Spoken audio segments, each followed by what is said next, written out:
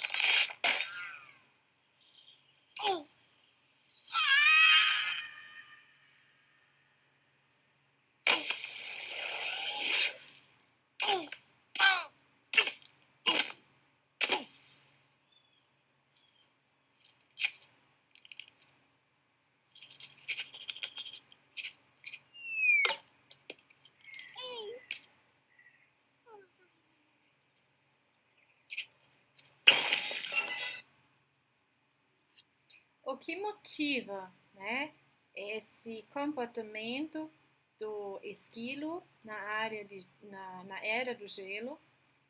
O que faz com que ele corre atrás dessa avelã? Que relação que ele tem com essa avelã? Por que essa avelã é tão importante para ele, né? Dessa mesma forma que nós possamos pensar a respeito do esquilo, nós podemos pensar a respeito de atividades do trabalho. O que faz com que nós começamos a nos empolgar com uma tarefa, mas não com outra? O que faz com que nós corremos, nós realizamos, né, com mais bondade uma tarefa do que uma outra? Que tipo de condições de trabalho, talvez desenho do trabalho, possa fazer com que nós vamos ter mais motivação ou menos motivação? Essa é a primeira reflexão que eu estava querendo trazer para vocês. Vocês podem pensar a respeito dessas perguntas, né? E a segunda já está aparecendo aqui na tela. Eu não sei se vocês conhecem esse problema da vela, mas é o seguinte: se vocês tiverem em casa esses materiais, vocês podem tentar se vocês conseguem resolver esse problema, sem ficar lá no Google e tentar achar já a solução. Vamos tentar achar por nós mesmos, certo? Então, vocês vão pegar uma caixinha de taxinhas, né?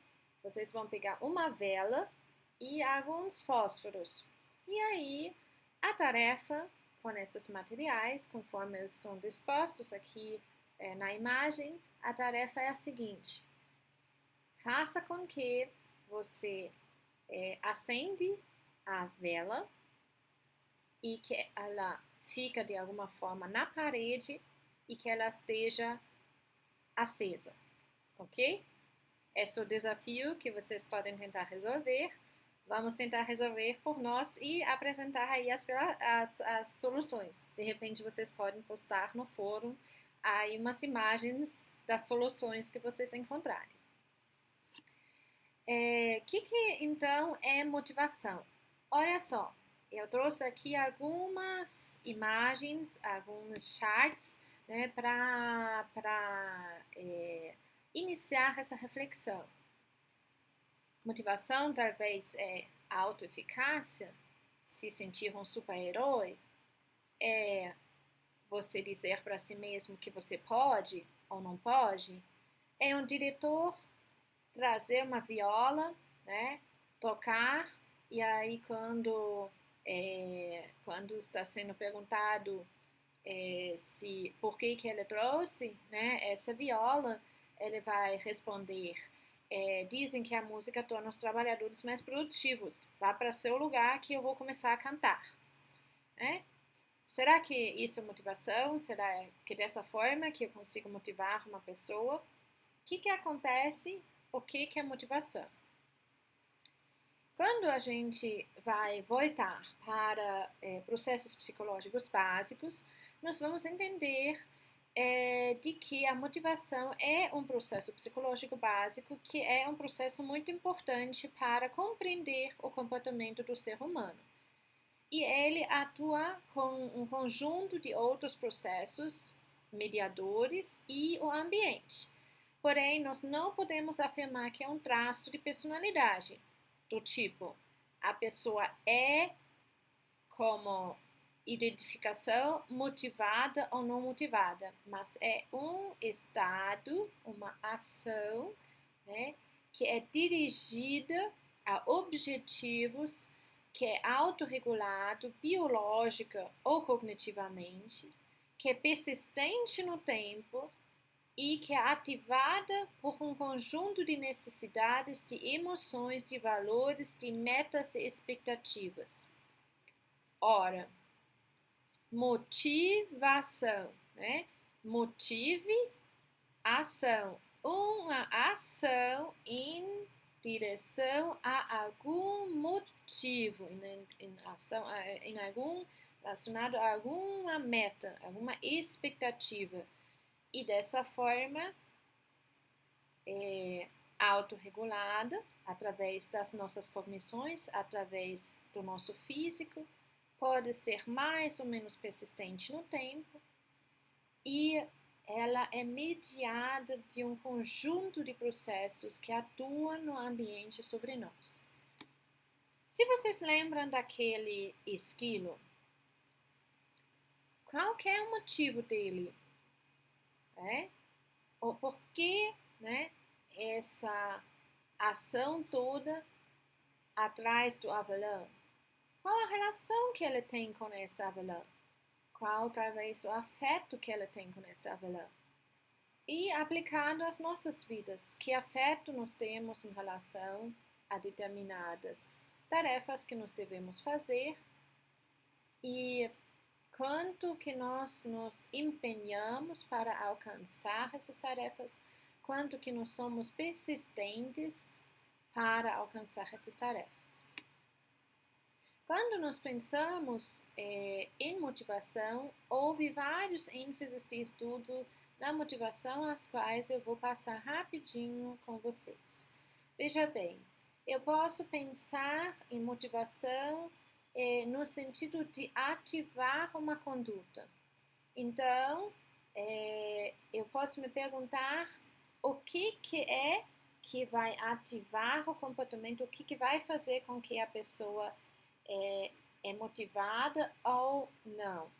Então, por exemplo, a meta ou o objeto de ficar no trabalho além do horário.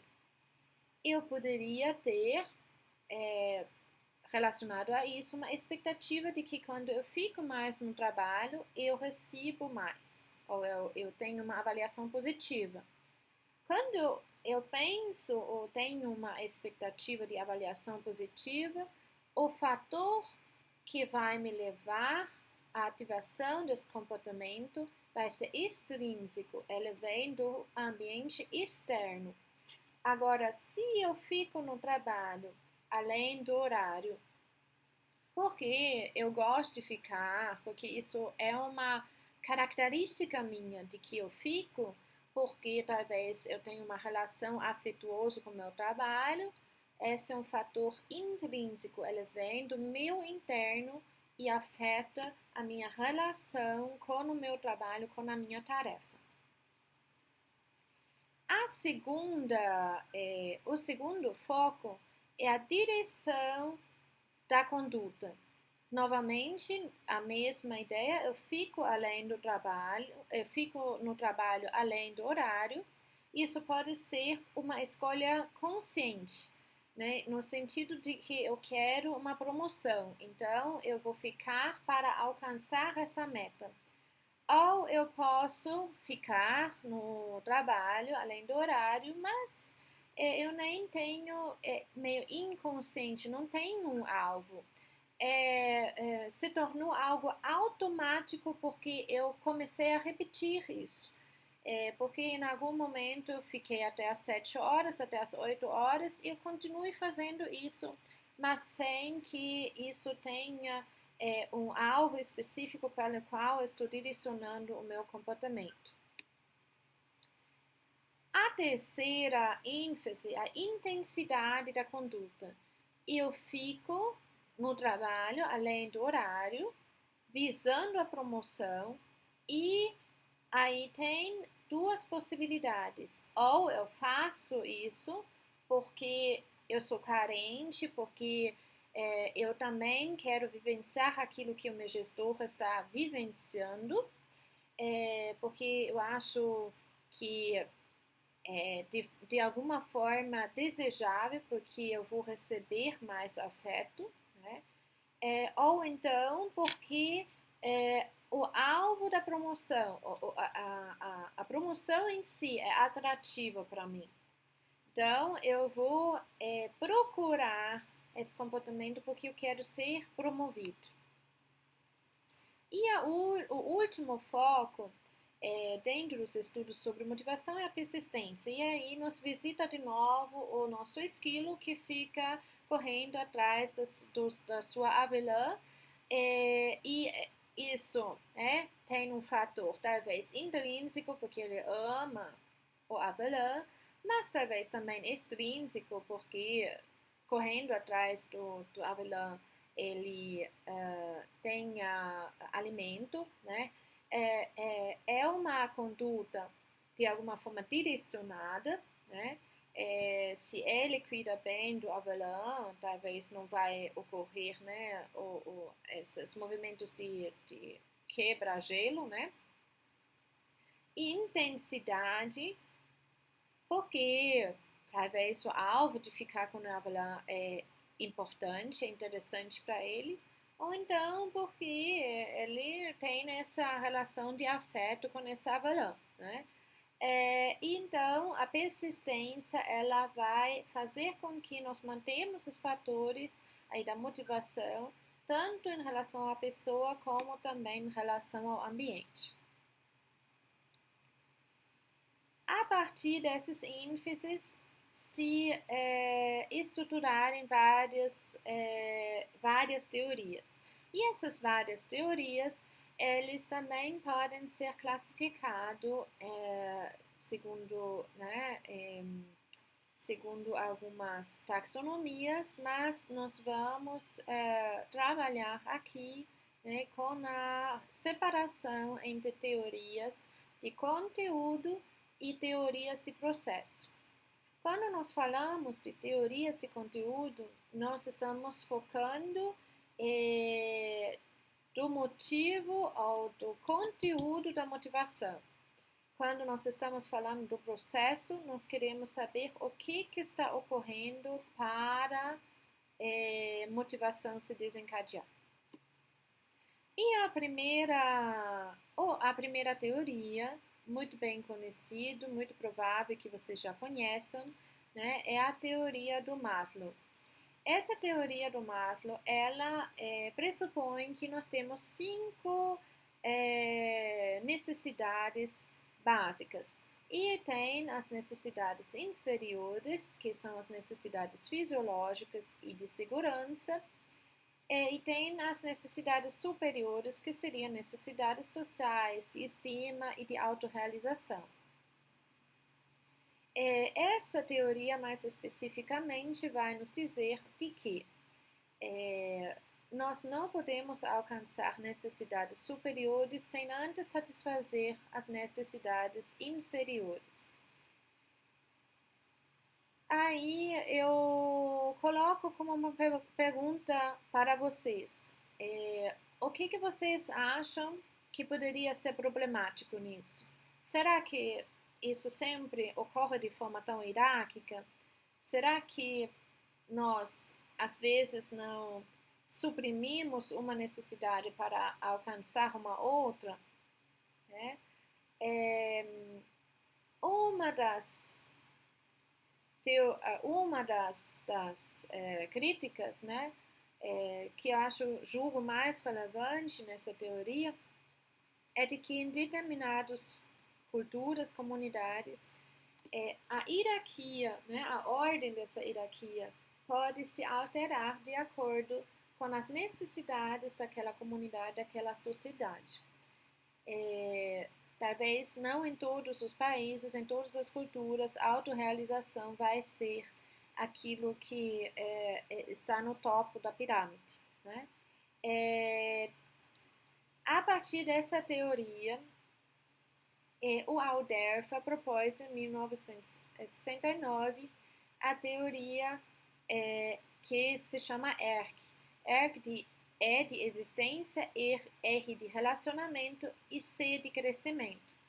E o que é diferente dentro dessa teoria em comparação com a teoria que foi trazida pelo Maslow?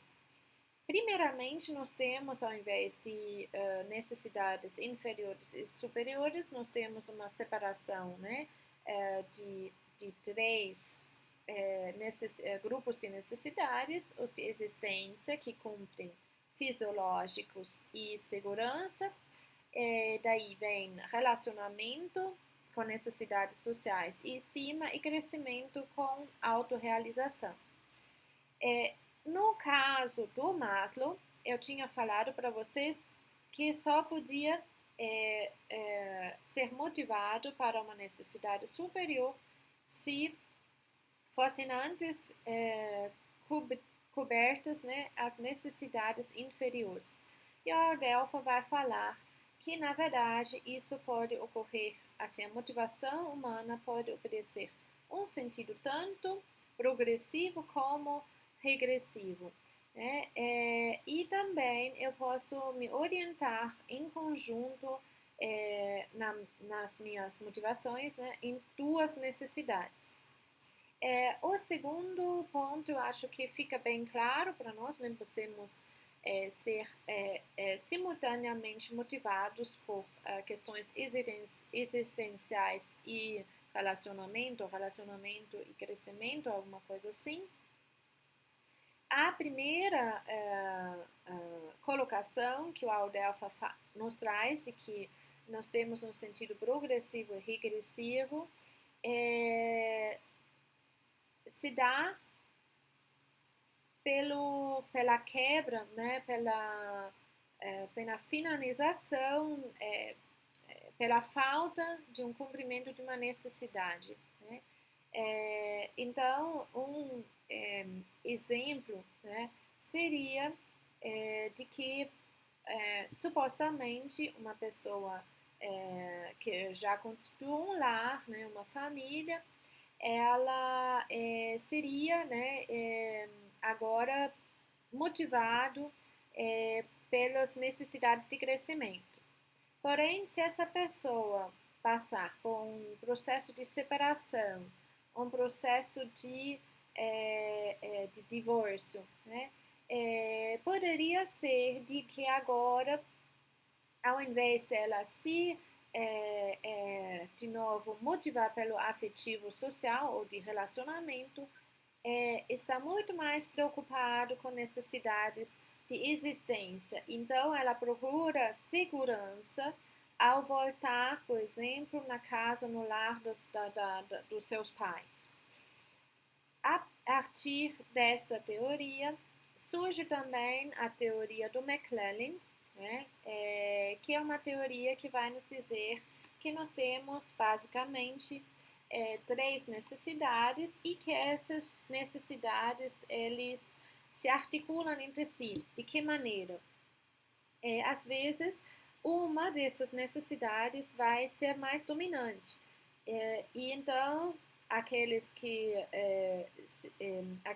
vão se associar a essa necessidade mais dominante, eles vão ser menos dominantes. Então, por uma pura lógica, vamos lá com um exemplo. Uma pessoa que procura ter muito poder, que é motivado pelo poder, né? Ela procura empenhar um papel de liderança, de controlar as pessoas. Ela talvez não tenha tanta necessidade, né, se ela é muito motivada pelo poder, não tenha tanta necessidade de afiliação, porque a afiliação ela vai contrariar o poder. Já a realização, ela pode estar construir um conjunto com a realização, com o poder, né? Eu almejo, né, cumprir um papel de liderança e para isso eu também preciso, né, alcançar algumas questões na minha vida profissional, preciso ser competitivo para alcançar novos conhecimentos, objetivos, para me aperfeiçoar. E conforme esse aperfeiçoamento, eu também alcanço mais poder. Mais ou menos nessa lógica.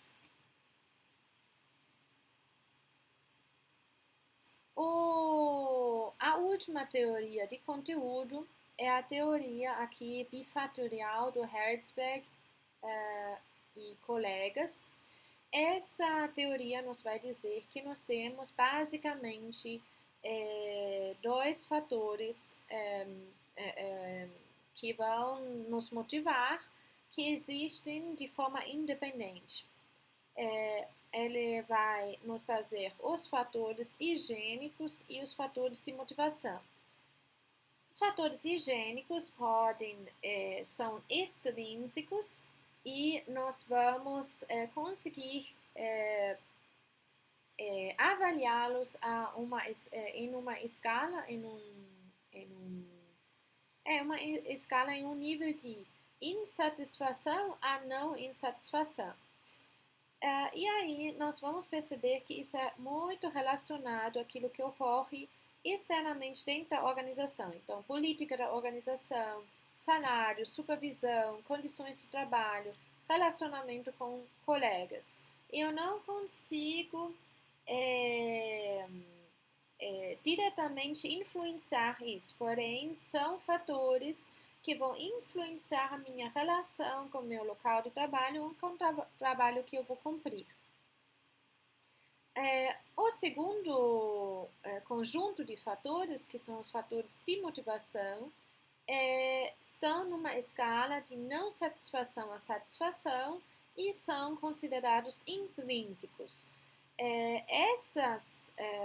Esses fatores, né, falam sobre a realização do trabalho, sobre o reconhecimento que eu recebo através do meu trabalho, o próprio trabalho em si, né, significado do trabalho, a responsabilidade que eu tenho, o tipo de crescimento que esse trabalho está me proporcionando.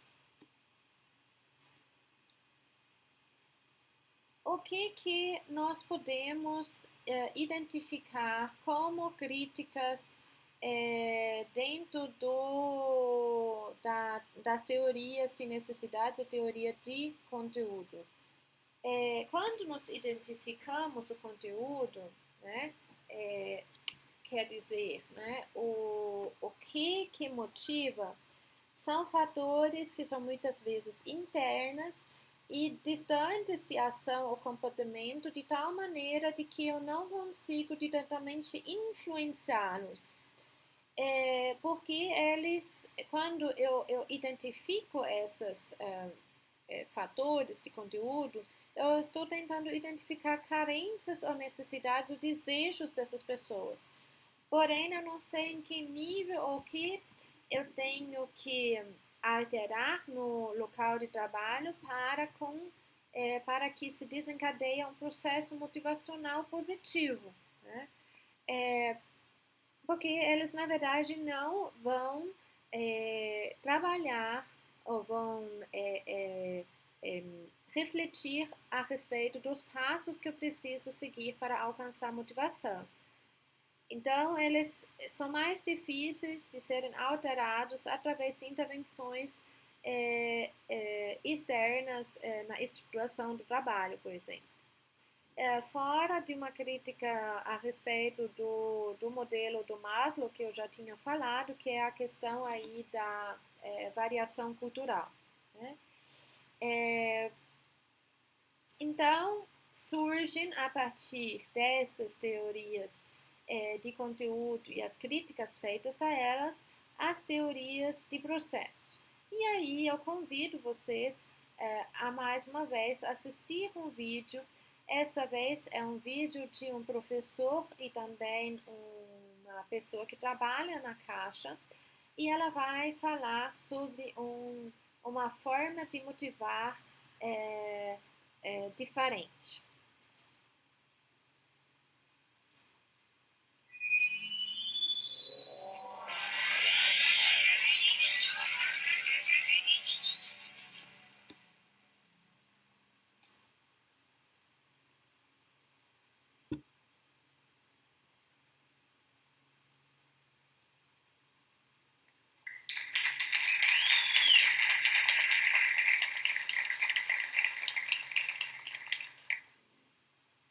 Eu tenho sido gamer por toda a minha vida.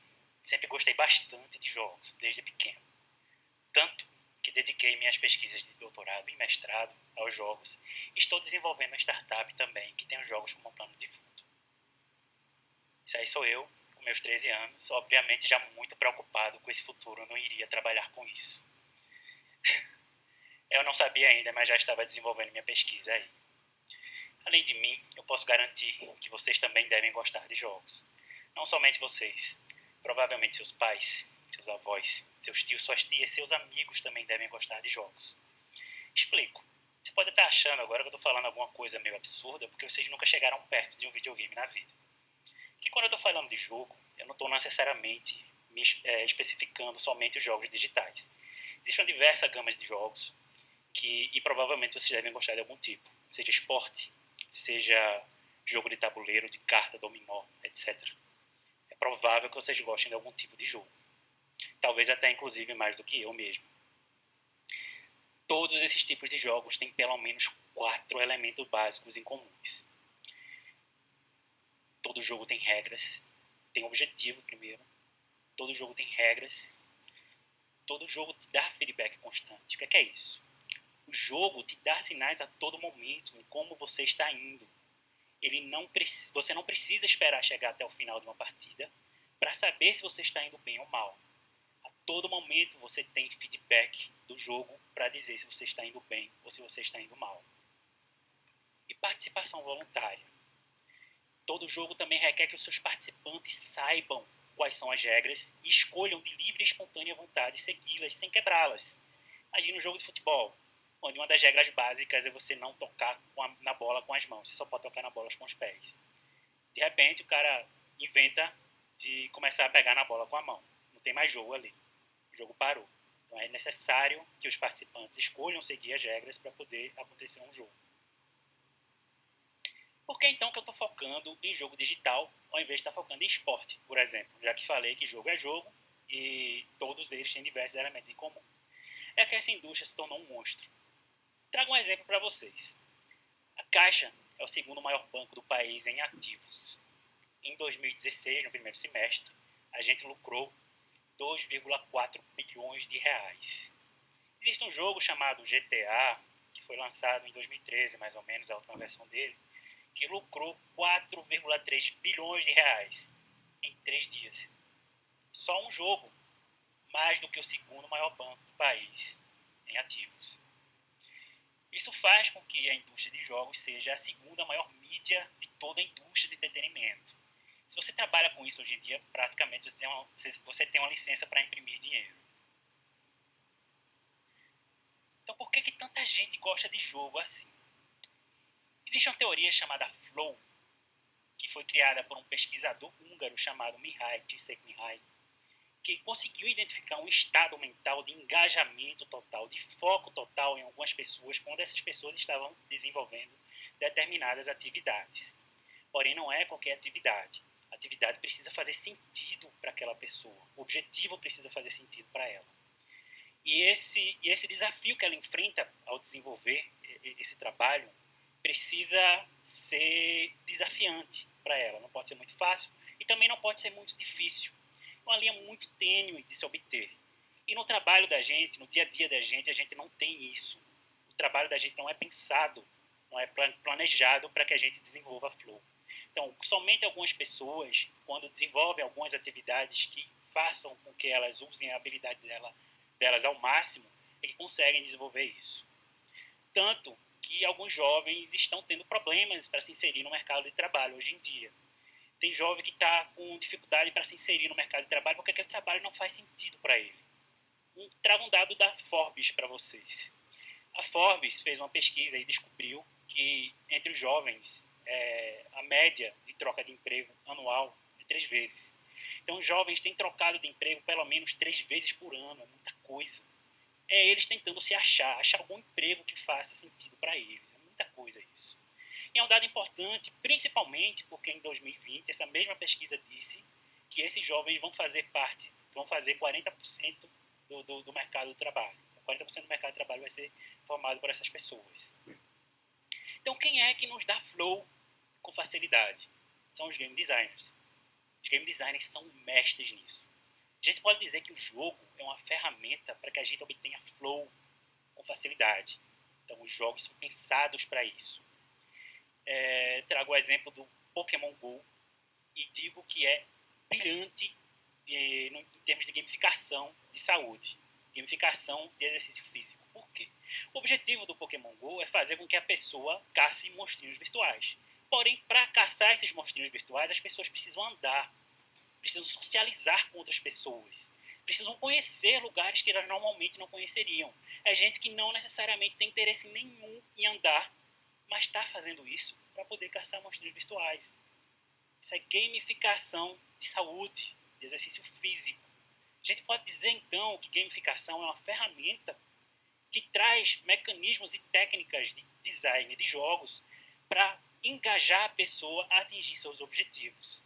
Daí, um bocado de gente caçando monstrinho virtual no Central Park, nos Estados Unidos. Gente que saiu do carro ali, até inclusive, para buscar esses pokémons. Então as pessoas precisam andar para poder fazer isso. É uma ferramenta tão poderosa que diversas empresas estão utilizando isso já há bastante tempo, mesmo antes do termo ter sido criado. É o caso das empresas aéreas. As empresas aéreas usam a gamificação já há muito tempo, quando nem se discutia ainda a gamificação. Com os programas de fidelidade delas. Vocês certamente conhecem os programas de fidelidade das empresas aéreas, se tornaram padrão na indústria aérea. E você vai angariando pontos toda vez que você vai viajando. Esses pontos fazem com que você possa subir de nível e, dependendo do seu nível, você consegue buscar algumas recompensas nas empresas aéreas, como, por exemplo, uma passagem grátis. Existe também o Caixa nas Ruas, que é o caso nosso aqui da empresa. O Caixa nas Ruas também trabalha com gamificação de saúde. Caixa nas Ruas te dá pontos por você andar. Caixa nas Ruas faz com que você socialize também essa atividade física, fazendo grupos com outras pessoas. Caixas nas ruas também te dá recompensas, dependendo do seu uso da ferramenta. E tem o caso dessa escova aí. Isso é uma escova de dentes. Essa escova de dentes é fantástica, é incrível. Ela vai te dando feedback a todo momento, no momento que você começa a escovar os dentes. Então, quando você está escovando, se você começa a colocar muita pressão na sua escovação, aquela luzinha vermelha acende ali e te diz, opa, tem alguma coisa errada. Maneira aí, você está botando muita pressão na sua escovação. Tem aquele visorzinho ali, não sei se vocês estão conseguindo ver aquele rostinho ali vai te dando sinais se você está escovando bem os dentes ou não. Se você está escovando mal, ele vai ficar meio triste. Se você está escovando bem, ele fica feliz. E no final da escovação, ele te dá uma nota de 0 a 5 ali, para saber como foi a tua escovação. Nem preciso dizer que sou um feliz proprietário dessa escova e meus dentes nunca foram tão limpos. Ok, eu trouxe alguns casos teóricos para vocês e de uso realmente da ferramenta. Mas qual é a minha história com a gamificação? Como eu já disse, eu desenvolvi minha pesquisa de doutorado em cima de gamificação. Eu era professor universitário, peguei 2 turmas minhas e a minha primeira providência foi chegar para eles e dizer, olha, vocês agora não vão ter mais notas. Vocês agora vão ter pontos. Vocês vão ganhar pontos em vez de ganhar nota.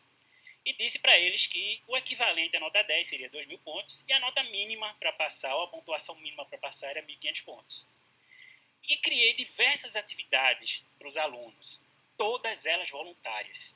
Então ele poderia escolher entre diversas atividades para ganhar pontos, desde que ele observasse a nota mínima lá, 7, né? Equivalente a 7. Então, por exemplo, ele poderia escolher fazer um resumo de um livro para mim me entregar. Se ele fizesse isso, ele ganhava 150 pontos. E se ele quisesse fazer a prova, ele poderia fazer a prova. A prova valia de 0 a 500 pontos também. Então, em tese, ele poderia passar pelo semestre sem nem fazer a prova. E essa pontuação foi sendo posta numa planilha que ficou disponível para todo mundo, a toda hora. Então, todos eles ficavam sabendo qual a pontuação deles a todo momento e dos colegas também. Nada de esperar os 2 marcos normais de sala de aula para saber se eles estavam indo bem ou não. A todo momento eles sabiam. Então, não precisava esperar primeira prova e segunda prova para saber se eles estavam indo bem ou não. Criei também um sistema de conquistas.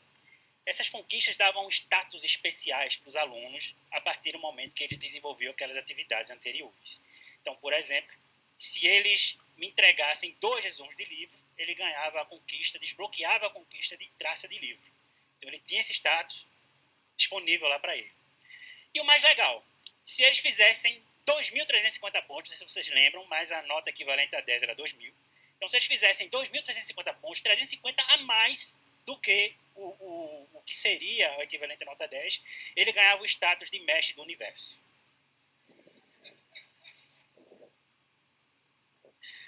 Por fim, eu criei um sistema de power-ups, que são benefícios especiais que os alunos podem usar a qualquer momento. Isso é, se eles conseguissem 6 daquelas conquistas que eu mostrei para vocês anteriormente, eles poderiam escolher um entre 2 power-ups. O primeiro é poder ter 30 segundos de ajuda do professor durante a prova. Vê que legal. E o segundo eles tinham o direito de usar 40 minutos para fazer o que eles quisessem, sair da sala, jogar no celular, ficar no Facebook, fazer o que eles quisessem sem nenhuma pergunta a ser feita, desde que eles não atrapalhassem a aula, claro. Preciso dizer que foi um sucesso, gostaram muito da experiência e eu fiquei muito feliz também com o resultado. Dê uma olhada nessa imagem agora. Vocês estão vendo aí 2 pessoas engajadas, 2 pessoas focadas, 2 pessoas felizes no que estão fazendo. Elas estão desenvolvendo uma atividade que normalmente requer paciência, requer dedicação e que tem desafios que podem ser muito difíceis. A exemplo do nosso trabalho, do dia a dia da gente. Então, o nosso trabalho tem diversos desafios. Essas pessoas estão jogando videogame. O videogame também te dá muitos desafios para você superar. Então, a diferença é que essas pessoas estão enfrentando esses desafios com muito afinco, com muita garra e com muito prazer, principalmente. Imagina só a situação que pode gerar algum estresse dentro de casa. Uma pessoa que costuma deixar a toalha molhada em cima da cama. Dá algum estresse, ou a pessoa que esquece de pagar a conta no final do mês, por exemplo. Isso pode causar algum estresse dentro de casa. Como é que um game designer resolveria isso? Ao invés de punir a pessoa por jogar a toalha em cima da cama molhada, ela poderia bonificar a pessoa por guardar a toalha no lugar correto. ao invés de punir a pessoa por esquecer de pagar a conta, poderia bonificar a pessoa que paga a conta no dia correto. Então, vai dando pontos para essas atividades que eles desenvolverem. A pessoa escolheu lavar os pratos, ganha pontos. Desceu o cachorro, passeou com ele na rua, ganha pontos. No final da semana, você vê aquela pontuação ali, e quem ganhou mais pontos, você pode dar diversos benefícios. Por exemplo, 20 minutos de massagem, em qualquer momento que ela quisesse. Ou então, em uma viagem de carro, a pessoa teria o direito de escolher a música que quisesse durante a viagem inteira. Então, eu tô afim de escutar pagode a viagem inteira e você não vai poder falar nada, porque quem ganhou essa pontuação dessa semana aqui fui eu. Isso é muito legal, porque nenhum objeto, nenhum evento, nenhum resultado ou circunstância da vida é capaz de nos trazer real felicidade. Nós temos que fazer nossa própria felicidade, trabalhando duro em atividades que nos tragam suas próprias recompensas. Eu acredito piamente que nós precisamos disso. Nós precisamos ter uma relação mais saudável com o nosso trabalho, para a gente estudar melhor, para a gente ter mais saúde, para a gente trabalhar melhor. Muito obrigado.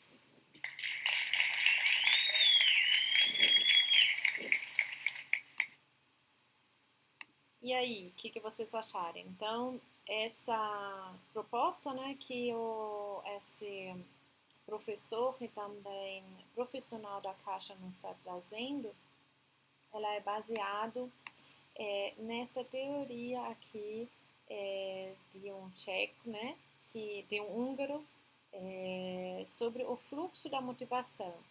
Lembrando que bem no início do vídeo, o apresentador, ele falou sobre que tinha que ter 4 elementos para atingir o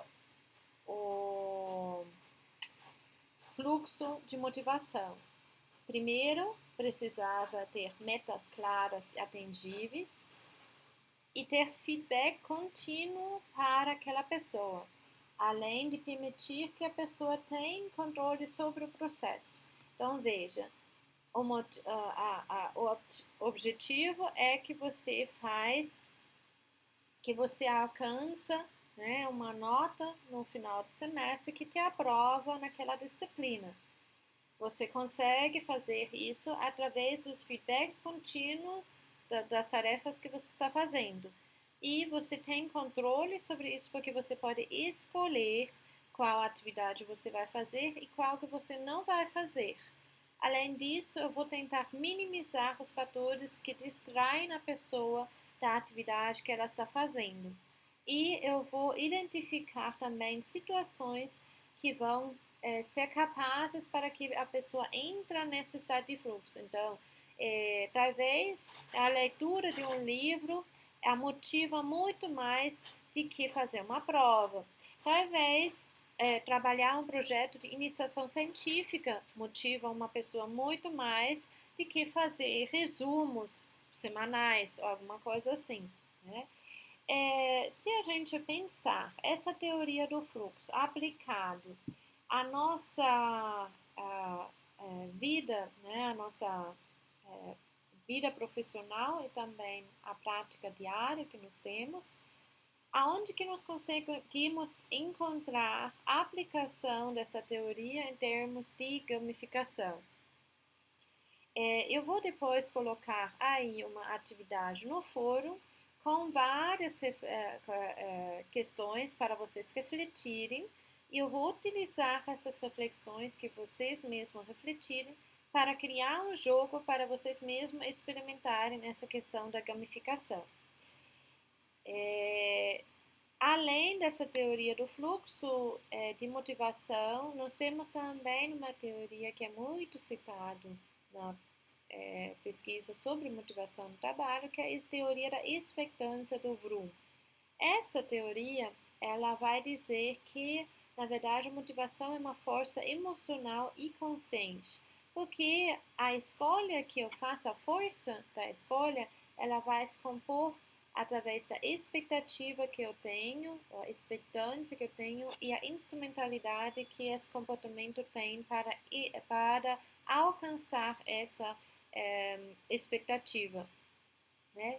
Então, ela se compõe por 3 elementos: valência, instrumentalidade e expectativa. A valência é o grau de atração que eu percebo em relação ao objetivo específico. Aqui o exemplo de desejar uma promoção. Talvez isso ainda esteja distante de vocês, né? Da maioria de vocês. Mas então pensamos, né, concluir o semestre com sucesso. O que eu devo fazer para concluir o semestre com sucesso? Talvez eu preciso me empenhar semanalmente, fazer as atividades, estudar para a prova, mas também é importante eu criar vínculos sociais, eu sair com meus amigos, eu participar de um churrasco com a família, eu cuidar do meu bem-estar, da minha saúde, né? A questão é, quando eu estudar para a prova, eu espero, né, eu experiencio que eu vou ter, que isso vai me levar a um sucesso na prova. Então, o meio para que eu alcance isso é justamente o estudo, né? Agora, se a gente pensa, né, na participação de um churrasco em família, por exemplo, né, isso pode ser também importante, né? Mas como que isso vai se relacionar? Qual a expectativa de eu participar de um churrasco em relação a tirar uma boa nota, ao invés de estudar, né? Então, aqui nós vamos atribuindo valores de acordo com as necessidades, com os desejos, com a avaliação de cada um. Então, às vezes não é tão importante finalizar o semestre bem, mas é muito mais importante ter esse vínculo afetivo e social, né? Às vezes, nós precisamos, né, cumprir com várias atividades, e aí a questão é como que nós priorizamos essas atividades, qual o valor que cada uma dessas atividades tem para nós. E nesse sentido, nós vamos aí avaliar o processo que nos leva à motivação. A última teoria que eu quero mostrar para vocês é a teoria sociocognitiva do Bandura. Essa teoria ela vai nos trazer de que o comportamento humano, na verdade, é resultado de processos interativos. E a percepção de autoeficácia é muito importante em promover as ações humanas. Autoeficácia, especificamente, é a crença que vocês têm sobre quanto que vocês são competentes ou aptos para manifestar um comportamento em uma situação específica. E essa crença se baseia em 4 fontes. Mas vamos primeiro entender o conceito da autoeficácia. É a crença, aquilo que eu acho em relação à minha competência para expressar um comportamento competente dentro de uma situação. A exemplo do seminário, por exemplo, né? Vocês podem dizer, eu acho que eu me preparei bem para o seminário, estou competente para apresentar o seminário. Mas muitas pessoas de vocês talvez experienciam ansiedade em relação a uma apresentação, a falar, né, diante de um público. E isso tem muito a ver com esses 4 pontos que vamos explorar agora a seguir. A experiência pessoal, né? Às vezes nós já falamos em público e não deu muito certo, e isso nos traz angústia. A observação, que é a aprendizagem vicária, a influência social que nós temos em relação a outros que vão nos dizer a respeito daquilo que nós somos competentes ou não, ou então a observação de outros em relação à sua competência e indicadores fisiológicos. Né? Suor frio, dor de barriga, porque vocês têm que se preparar para uma apresentação. E essa motivação ela é relacionada então a objetivos e alcance desses objetivos. Nós vamos ver a nós mesmos, diagnosticar, avaliar a nós mesmos o que está acontecendo, por que estou me sentindo dessa forma. Nos automotivar, né, no sentido de, ora, estou muito ansioso porque eu não gosto de falar em público, mas talvez se eu pratico mais, se eu pratico frente a um espelho, se eu apresento em casa, talvez eu consigo, né, melhorar essa questão. Vou avaliando a lacuna, vou avaliando o que está me faltando e eu vou pensar em ações para que eu consiga alcançar a minha meta, que é a autorreação. E é quando nós vamos, então, ver essas teorias em relação à sua validade, né, de aplicação, nós vamos ver que as teorias que vão avaliar processos, ou seja, aprendizagem social, autoeficácia, expectância e também na teoria do fluxo, eles vão ter maior validade para a implementação e para a aplicação. E, portanto, nós vamos pensar na nossa atividade, né, dessa semana sobre a aplicação dessas teorias na nossa vida diária, tanto a vida pessoal como também a vida profissional, ou seja, no nosso ambiente familiar e no ambiente organizacional, como que nós conseguimos aplicar esses conceitos à nossa motivação. Nós vamos discutir isso no fórum do Moodle, não tem caráter avaliativo, mas eu vou utilizar as contribuições de vocês para depois configurar um jogo que nós vamos utilizar assim que nós nos encontramos de novo por meio de atividades presenciais. Um abraço a vocês e uma boa semana.